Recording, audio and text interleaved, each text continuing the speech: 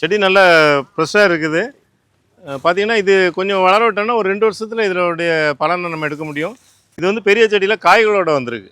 பார்த்தீங்கன்னா, ஒரு 10 செடிகிட்ட இது மாரி பெரிய செடிகள் இருக்கு. சின்ன செடிகளும் நம்ம எப்பவுமே நார்மலா சேல் பண்ணிட்டு இருக்கோம். ஒரு 2 அடி ஹைட்ல.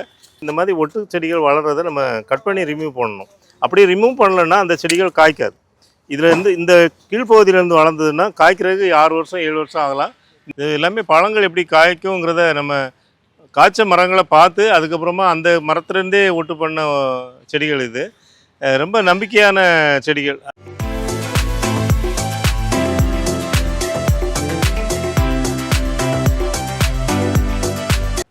வணக்கம். சென்னை கூடுவாஞ்சேரியில் இருக்கக்கூடிய கிரீன் நர்சரியில் ஜூலை மாதம் வந்திருக்க 2வது லோடை பற்றி தான் இந்த வீடியோவில் பார்க்க போகிறோம். நான் ஃபஸ்ட்டு அன்லோட் பண்ணுற செடி பார்த்திங்கன்னா மாதுளை, பாகுவா வெரைட்டி. இந்த மாதுளையை பொறுத்த வரைக்கும் எல்லா கஸ்டமருமே சொல்கிறது சரியாக காய்க்குது, பிஞ்சு சின்னதாக வருது, காய் அதுக்கு மேலே பெருக்க மாட்டேங்குது, சின்ன சின்ன காயாகவே இருக்குதுன்னு சொல்லுவாங்க. அதுக்கு என்ன காரணம்னா, ஒன்று கிளைமேட்டு, 2வது வந்து நம்ம மண்ணுடைய வளத்தை பொறுத்து அது காய் பெருக்கும். அப்போ வளம் இல்லாத மண்ணில் நம்ம நிறைய எரு அந்த மாதிரி ஆர்கானிக்காக போட்டு கொடுக்கணும். அதேமாதிரி பார்த்திங்கன்னா கடற்பாசி உரம் பயன்படுத்தலாம். அதேமாதிரி ரொம்ப வெயிலான இடங்களில் வைக்கிறதையும் கொஞ்சம் தவிர்க்கலாம். அதாவது கலர் மண் இதுக்கு செட் ஆகாது. இந்த கலர் மண்ணில் வந்து சத்துக்கள் இருக்காது, நுண்கிருமிகள் இருக்காது. இந்த நுண்கிருமிகள் இருந்து நல்ல வளமான பூமியாக இருந்து நல்ல செழிப்பான பூமியாக இருந்ததுன்னா அந்த நல்ல காய் பெருசாகும். மற்றபடி ஏன் அது சொல்கிறேன்னா, நம்ம மாடித்தோட்டத்தில் வளர்க்கும்போது காய் ஒரு நல்லா பெருசாகுது. ஆனால் தரையில் வைக்கும்போது அங்குள்ள பிரச்சனைகள்னால அது காய் சிறுத்து போகுது.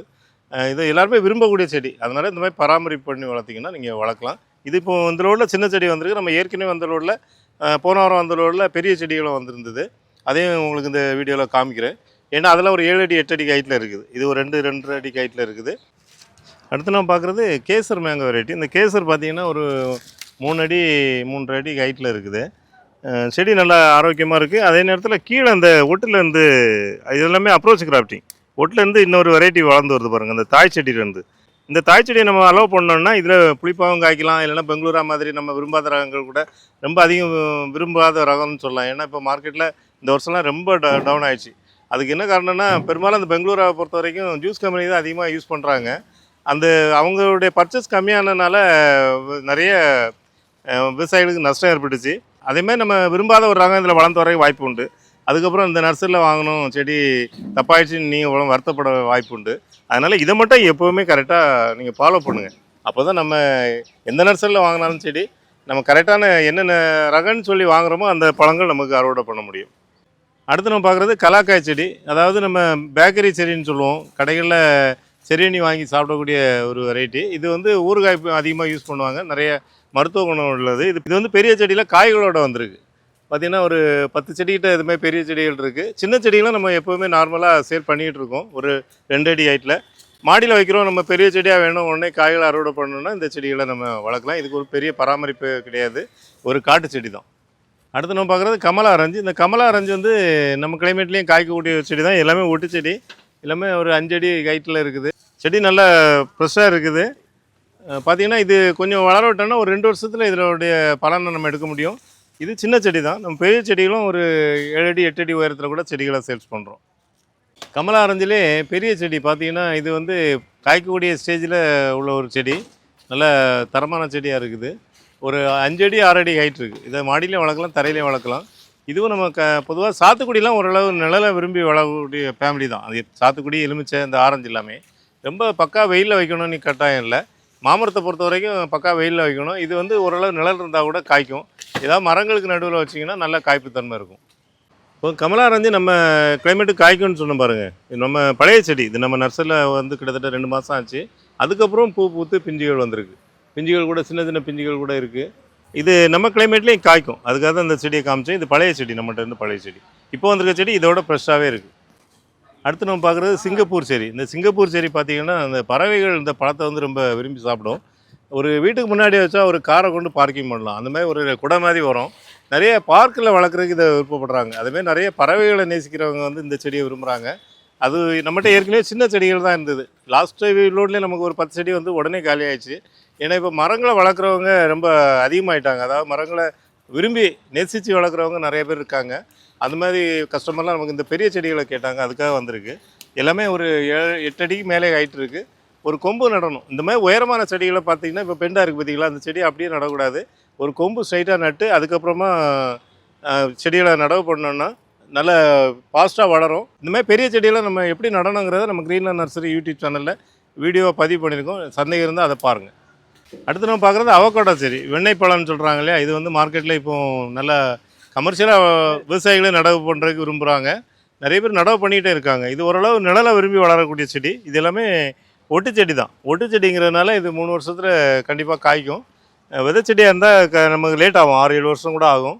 இப்போ இதனுடைய வயசு பார்த்திங்கன்னா ஒரு வயசு அளவு வளர்ந்துருச்சு செடி. நம்ம ஒரு சின்ன செடியை நட்டோம்னா எவ்வளோ உயரம் வளருமோ ஒரு வருஷத்துக்கு அளவு வளர்ந்துருச்சு. இதை இன்னும் 2 வருஷத்துல இது காய்க்க ஆரம்பிக்கும். அந்த மாதிரி நல்ல செழிப்பான செடியாக இருக்குது. இந்த அவகோடா செடியை பொறுத்த வரைக்கும் நிழலை விரும்பக்கூடிய செடி. நம்ம இது வந்து நல்ல ஹில்ஸ் ஏரியாவில் வளரக்கூடிய செடியை தான் நம்ம சமவெளியில் வளர்க்க ஆசைப்படுறோம். அப்படிங்கும்போது நிழல் கிடைக்கிற மாதிரி பார்த்துக்கணும். நிழலான இடத்துல தென்னந்தோப்புகளில் வைக்கலாம். அப்படி தென்னந்தோப்பு இல்லைன்னாக்கா நம்ம வந்து சுற்றி ஒரு 4 வாழை மரத்தை வச்சா ஒரு நிழல் கிடைக்கும். அதுமாதிரி அந்த ஹியூமிடிட்டி கிடைக்கும். அதேமாதிரி மண்ணும் வளமாகும். நான் எப்போவுமே இந்த வாழை மரத்தை தான் சொல்ல காரணம் என்னென்னா, இந்த வாழை மரத்துக்கு அடியில் வந்து எப்போவுமே ஈரம் இருக்கிறதுனால பொதுவாக வாழை மரம் தண்ணி விடலைன்னா வாட ஆரம்பிச்சிடும். நம்ம தண்ணி விடுவோம். அப்போ தண்ணி விடும்போது நுண்ணுயிர்களுடைய பெருக்கமும் அதிகமாக இருக்கும். அதுக்காக அந்த வாழை மரத்தை எல்லா செடிக்குமே நிழலுக்காக நான் ரெக்கமெண்ட் பண்ணுறேன். இந்த ஒட்டு செடிகளை நடுறதை பற்றி நிறைய வீடியோவில் பதிவு பண்ணியிருக்கோம். ஆனால் கூட நிறைய பேர் இப்போவும் கஸ்டமருங்க கேட்குறாங்க. அதுக்காக இதை சொல்கிறேன். அதாவது ஒட்டு செடி வாங்கி நட்டேன், ஆனால் இப்போ புளிப்பாக காய்க்குது, இல்லைன்னா நான் நட்ட ரகம் வேறு, அது வேறு ரகம் வருது அப்படிங்கிறாங்க. அது பொதுவாக பார்த்தீங்கன்னா இது ஒரு வெரைட்டியில் இது வந்து கேசர் வெரைட்டி. ஆனால் தாய் செடி பார்த்தீங்கன்னா ஏதோ ஒரு ரகத்தை வளர்த்து அதில் ஒட்டு பண்ணியிருக்காங்க. இது என்ன ரகம்னே நமக்கு தெரியாது. இது ஒரு புளிப்பு காயாக இருக்கலாம், இல்லைன்னா நம்ம விரும்பாத ஒரு ரகமாக இருக்கலாம்.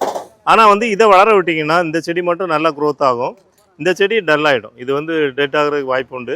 ஆனால் இந்த செடி நல்லா வர்றதுக்கு வாய்ப்பு உண்டு. அதனால் எப்போவுமே அடிக்கடி நம்ம தோட்டத்துக்கு போகும்போது, இல்லை மாடி தோட்டமாக இருந்தாலும் சரி, தரை தோட்டமாக இருந்தாலும் சரி, இந்த மாதிரி ஒட்டு செடிகள் வளர்கிறத நம்ம கட் பண்ணி ரிமூவ் பண்ணணும். அப்படி ரிமூவ் பண்ணலைன்னா அந்த செடிகள் காய்க்காது.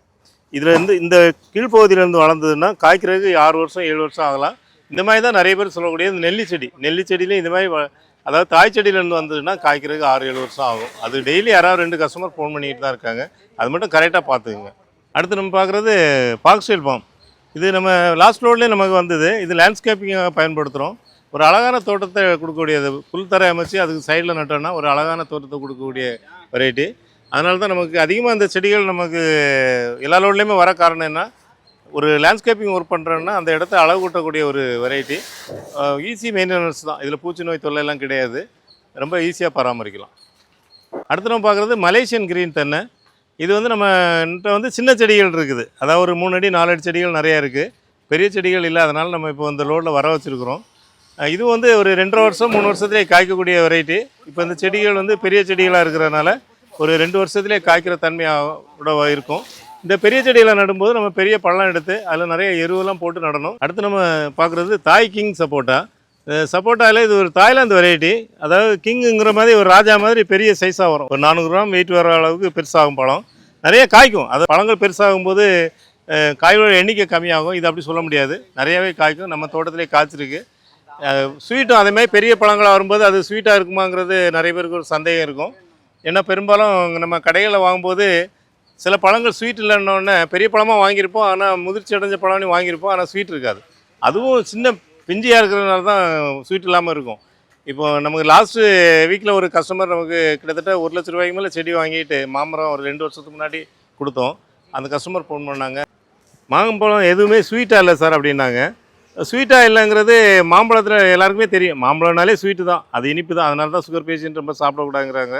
அப்படி ஒரு வெரைட்டியை இனிப்பே இல்லைன்னு சொல்ல காரணம் என்னென்னா, அவங்க ஓனர் எங்கேயே இருக்காங்க, அவங்க தோட்டத்தில் இருக்கவங்க பறித்து பழத்தை செடிகளை அனுப்புகிறாங்க. அப்படி இப்போ பறித்து அந்த இளம் பிஞ்சுகளை பறித்து பழுக்க வச்சு அனுப்பும்போது என்ன ஆகுதுன்னா, நமக்கு பேரும் கெட்ட பேராகிடுது. யார் நம்ம செடிகள் கொடுக்குறவங்களுடைய பேரும் கெட்ட பேராகிடுது. ஏன்னு கேட்டால் நம்ம சரியான விளைச்சல் இல்லைன்னா அந்த பழங்கள் வந்து இனிப்பாக இருக்காது. அதனால் எப்போவுமே நல்லா முதிர்ச்சி அடைஞ்ச பழங்களை அறுவடை பண்ணணும். அதுவே புதுசாக தோட்டம் வைக்கிறவங்களுக்கும் இன்னொரு விஷயம், அது எப்படி கண்டுபிடிக்கிறதுங்கிறது தெரியல. தோட்டக்காரங்களாக இருந்தாலும் சரி, தோட்டம் புதுசாக விவசாயம் பண்ணுறவங்களும் கூட அது முதிர்ச்சி தன்மை எப்படி தெரிகிறதுங்கிறது தெரியல. ஒவ்வொரு ரகத்துக்கும் அதை நம்ம ஐடென்டிஃபை பண்ணுறதுக்கு சில விஷயங்கள் இருக்குது. அதை வேறு வரக்கூடிய வீடியோவில் சொல்கிறேன். அதுமாதிரி முதிர்ச்சி தன்மையை பார்த்து பறிக்கலாம். அதுமாதிரி அந்த வெளிப்புறம் பார்த்தாலே தெரியும். அது இல்லைன்னா சில பழங்களில் வந்து பறவைகள் சாப்பிட ஆரம்பிக்கும். அது ஒரு ஐடென்டிஃபிகேஷனாக வச்சுக்கலாம். பழங்கள் விளைய ஆரம்பிச்சிச்சு அப்படிங்கிற மாதிரி. அந்தமாதிரி விளைஞ்ச பழங்களை அறுவடை பண்ணுங்கள். அடுத்து நம்ம பார்க்கக்கூடியது மியாசாகி. அதாவது ஜப்பானில் 2.25 லட்ச ரூபாய் சேலான ஒரு வெரைட்டி. நம்ம ஊரில் ரொம்ப விலை அதிகமாக இருந்த செடிகள் இப்போ ஓரளவு இந்த மாதிரி செடிகளை 650 ரூபாய்க்கு தரோம். 2 அடி உயரமான செடி. இது எல்லாமே பழங்கள் எப்படி காய்க்குங்கிறத நம்ம காய்ச்ச மரங்களை பார்த்து அதுக்கப்புறமா அந்த மரத்துலேருந்தே ஒட்டு பண்ண செடிகள் இது. ரொம்ப நம்பிக்கையான செடிகள். ஏன்னா ஒரு கஸ்டமர் கமர்ஷியலாக பண்ணுறதுக்காக இதை கேட்டிருக்காங்க. அதனால் அவங்களுக்காக வர வச்சுருக்குறோம். இப்போ பார்த்தீங்கன்னா இது வந்து 2 அடி தான் இருக்குது. நம்ம இப்போவே உடனே அந்த விவசாயிக்கு நம்ம இதை கொடுக்க போகிறதில்ல. என்னென்னா ஒரு மாதம் நம்ம இதை வந்து நம்ம தோட்டத்தில் வச்சு இது நம்ம கிளைமேட்டுக்கு வளர்ந்ததுக்கப்புறம் தான் அவங்களுக்கு டெலிவரி கொடுக்க போகிறோம். அவங்க ஏற்கனவே அட்வான்ஸ் பண்ணிட்டாங்க. இருந்தாலும் கூட அவங்ககிட்ட நம்ம அந்த விவரத்தை சொல்லி அதுக்கப்புறம் தான் நம்ம கிளைமேட்டுக்கு மாற்றி தான் அவங்களுக்கு செடி கொடுக்க போகிறோம். பொதுவாக எல்லா செடிகளுமே நம்ம இப்படி தான் விவசாயிகளுக்கு கொடுக்குறது. இது வந்து நம்ம கமர்ஷியலாக இப்போ பண்ணக்கூடிய ஒரு வெரைட்டி தான். இப்போ நிறைய பேர் விரும்பி வைக்கிறாங்க. ஒரு 2,25 லட்ச ரூபா ஜப்பானில் உள்ள ரேட்டாக இருக்கும். நம்ம ஊர்லேயே நல்ல விலைக்கு இது விற்கக்கூடிய வாய்ப்புகள் இருக்குது. பழம் நம்ம ஏற்கனவே நிறைய சாப்பிட்டு பார்த்துட்டோம். நல்ல டிஃப்ரெண்ட் டேஸ்ட்டு நிறைய பேர் விரும்புகிறாங்க. யாருமே இதை ஒரு மைனஸ் பாயிண்ட்டாக இதை எதுவுமே சொல்லலை. மார்க்கெட்லேயே நல்ல விலைக்கு இது விற்கிறதுக்கு வாய்ப்பு இருக்குது. இது வரைக்கும் அறுவடை பண்ணவங்க யாருமே நம்ம இந்த ஜப்பான் மியாசாக்கி வந்து ஜப்பானில் எப்படி வளர்க்குறாங்களோ அப்படி வளர்க்கலை. எல்லாமே நம்ம சாதாரண ஒரு பங்கனப்பள்ளி எப்படி வளர்க்குறோமோ அதேமாதிரி தான் வளர்த்துட்ருக்கோம். அதனால் அந்த முழுமையான கலர், அந்த ருசி எல்லாமே கொஞ்சம் சேஞ்சஸ் இருக்கும். ஆனால் காலப்போக்கில் இதெல்லாம் சரியாக வாய்ப்பு இருக்குது.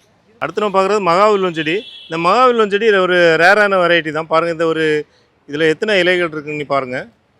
இதில் 2, 4, 7, 9 இலை இருக்குது. இன்னும் கொஞ்சம் வளரும்போது 11 இலை கூட வரும் இதில், இந்த செடியை பொறுத்த வரைக்கும்.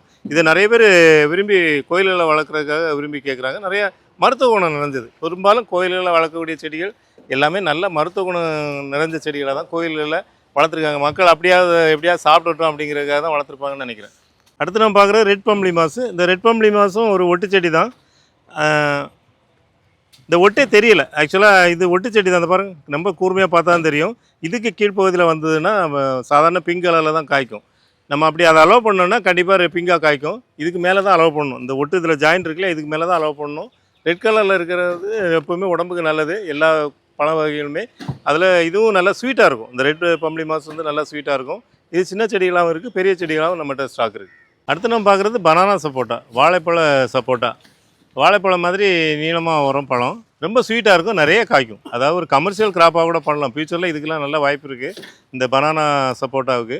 ஏன்னா வித்தியாசமாக இருக்கிறதுனால சந்தையில் வந்து வித்தியாசமான பழங்களை சாப்பிட விரும்புவாங்க. அப்போ இது ஹைப்ரிட் ரகமாக மரபணு மாற்றம் பண்ணி இப்படி வாழைப்பழமாக வருதான்னு நினைக்காதீங்க. இதெல்லாம் தாய்லாந்து நாட்டோடைய ஒரு இயற்கையான செடிகள் தான். இப்போ உலகமே எல்லாமே பறந்து எல்லா இடமும் சமமானதுனால நமக்கு இந்த செடிகள்லாம் வெளியில் நாட்டிலேருந்து இங்கே வந்து நம்ம ஊரில் இதை வளர்த்து அப்புறம் நம்ம அதை வாங்கி நம்ம தோட்டத்தில் வளர்த்து அதுக்கப்புறமா அவங்களுக்கு விற்பனைக்கு வருது. இது காய்க்கிறதுலாம் எந்த பிரச்சனையும் கிடையாது. இதெல்லாம் நம்ம தோட்டத்திலே காய்ச்சிருக்கு. இந்த தாய் கிங் சப்போட்டா, பனானா சப்போட்டா எல்லாமே நிறைய காய்க்கும். இதை வந்து கமர்ஷியலாக கூட பயிர் பண்ணலாம். அடுத்து நம்ம பார்க்குறது பனானா சப்போட்டாலே பெரிய செடி. இது நம்ம ஏற்கனவே ஒரு 2 அடி உயரத்தில் செடி பார்த்தோம். இது பார்த்திங்கன்னா 6 அடி 7 அடி உயரம் இருக்குது. நல்ல தரமான செடியாக இருக்குது. இது எல்லாமே ஒட்டு செடிகள். இதை வந்து மாடியில் வளர்க்கலாம், தரையிலையும் வளர்க்கலாம். ரொம்ப ஸ்வீட்டான ஒரு வெரைட்டி. அடுத்து நம்ம பார்க்குறது இமாமஸ் இந்த வெரைட்டி. இது பார்த்திங்கன்னா எல்லாமே செடி 3 அடி மேலே உயரம் இருக்குது. ஒரு வீ கிராஃப்டிங் செடி. இது பார்த்திங்கன்னா ஈஸியாக ஐடென்டிஃபை பண்ணலாம். பாருங்கள், இந்த இலைகள் வந்து ஒரு ப்ரௌன் கலரில் வரும். துளிர் வரும்போது இலையோட நுனிப்பகுதி வந்து கூர்மையாக இருக்கும். பங்கனப்பள்ளிக்கும் இதுக்கும் ஈஸியாக கண்டுபிடிக்க முடியும். இது மார்க்கெட்டில் அதிகமான விலைக்கு பழங்கள் விற்பனை ஆச்சு. இந்த வருஷம் 300 ரூபா வரைக்குமே சேல் ஆச்சு. அதுமாதிரி ஒரு சூப்பர் வெரைட்டி. இதை வந்து அடர் நடவு முறைக்கு ரொம்ப ஏற்ற ரகம். இந்த இது நம்ம நடவு பண்ணி ஒரு 6 மாதத்துக்கு அப்புறம் அந்த செடியை வந்து நல்ல கருமையான பகுதியில், அதாவது அந்த பச்சையாக இருக்கக்கூடிய இடத்துல கட் பண்ணக்கூடாது. நல்ல கருப்பாக மாறி பார்த்தீங்களா, இந்த மாதிரி இடத்துல தண்டை பகுதியை கட் பண்ணி விட்டோம்னா இதுமாதிரி பிரான்ச்சஸ் வரும்.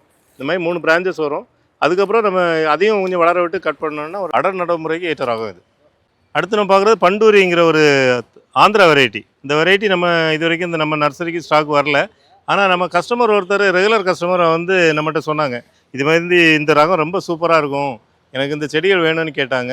அப்போ அவங்களுக்கு மட்டும் கொடுத்தா எப்படி, உங்களுக்கு எல்லாருக்குமே தரணும் அப்படிங்கிறதுக்காக இந்த செடிகள் ஒரு 100 செடி வர வச்சுருக்கோம். ஆக்சுவலாக அந்த பழத்தை பற்றி பேசும்போது ரொம்ப உணர்ச்சி வசப்பட்டு அவங்க பேசுகிறாங்க. என்னென்னா அவ்வளோ வருஷந்தோறும் அந்த பழத்தை ஆந்திராவிலேருந்து சென்னைக்கு வர வச்சு அதை சாப்பிட்றாங்களாம். அந்தமாதிரி ஒரு டேஸ்ட்டான ஒரு வெரைட்டி சொன்னாங்க. ஒரு 300 கிராம் 400 கிராம் தான் வெயிட் வரும். ஆனால் அவ்வளோ அழகாக இருக்கும்னு ரொம்ப உணர்வுபூர்வமாக பேசுகிறாங்க. அதுக்காக இந்த வெரைட்டியை வர வச்சுருக்குறோம். நீங்களும் தேவைன்னா வாங்கிக்கலாம்.